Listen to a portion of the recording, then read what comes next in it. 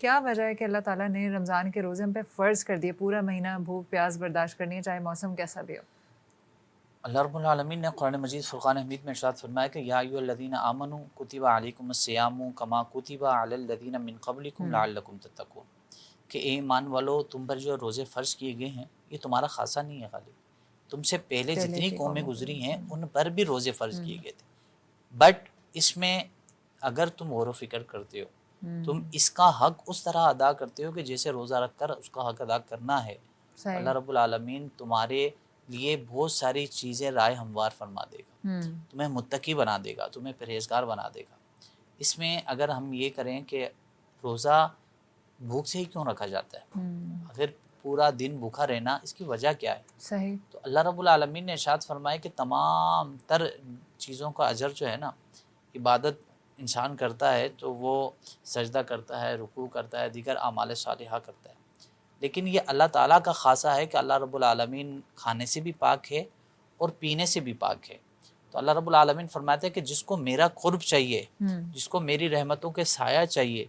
تو میں چاہتا ہوں کہ وہ روزہ رکھے، روزہ رکھ کے وہ میرا قرب حاصل کرے، تاکہ جو میرا خاصہ ہے ایک، اس کی رحمتیں اس انسان پر بھی، ان امت پر، اس لوگوں پر بھی عطا کی جائیں کہ جو یہ سمجھتے ہیں کہ اللہ رب العالمین کے خاصہ ہے کہ وہ کھانے پینے سے پاک ہے۔ تو یہ چند جو ٹائمز ہیں طلوع سحر سے لے کر غروب آفتاب تک، یہ مخصوص ٹائم میں جب بندہ کھانا نہیں کھاتا تو یہ خالصتاً عبادت ایسی ہے، اللہ فرماتے ہیں کہ یہ اپنے آپ کو مشقت میں اس لیے ڈال رہا ہے کہ یہ مجھ سے محبت کرتا ہے، تو اس محبت کے لیے اللہ رب العالمین نے فرمایا کہ اس خاص محبت کا اجر میں ہی اسے دوں گا، اور اس کی تعداد کتنی ہے، اس کا اجر کتنا ہے، وہ بروز قیامت اسے میں اپنی شیان شان عطا کروں گا۔ اور چند باتیں بھی ارشاد فرمایا کہ روزے دار کے لیے اس کا جو ایک خاصہ ہے وہ یہ ہے کہ اللہ رب العالمین دنیا میں اور آخرت میں اسے 2 اجر عطا فرماتا ہے۔ ایک اجر اس کا یہ ہے کہ جب وہ روزہ دار روزہ رکھ لیتا ہے تو جب ہم فاسٹنگ میں ہوتے ہیں، خالی پیٹ ہوتے ہیں، تو ہمارا معدہ جو ہے وہ بالکل خالی ہو جاتا ہے، جس کی وجہ سے ہمارے منہ سے ہلکی ہلکی بدبو آتی سمیلز ہے۔ وغیرہ یا اس طرح کے معاملات ہوتے ہیں۔ تو آقا علیہ الصلوۃ والسلام نے فرمایا کہ یہ جو سمیل ہے، یہ جو معدے کی خالی ہونے کی وجہ سے ہمارے منہ سے بدبو آتی ہے،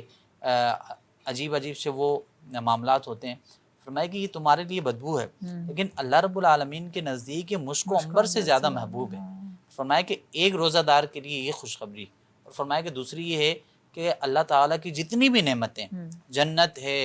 اعمال صالحہ ہیں، نماز ہے، روزہ ہے، حج ہے، زکوٰۃ ہے، ایوری تھنگ، جتنی بھی چیزیں، فرمایا کہ سب نعمتوں سے افضل نعمت یہ ہوگی کہ اللہ تعالیٰ روزہ دار کو بروز محشر اپنے دیدار سے مشرف فرمائے گا، یعنی اپنا دیدار اسے عطا فرمائے گا۔ تو انسان کی تو تڑپ یہ ہے کہ میں اپنے رب کو دیکھوں، تو اللہ تعالیٰ روزہ دار کو خاص یہ عنایت فرمائے گا کہ اسے اپنے دیدار سے مشرف فرما دے گا۔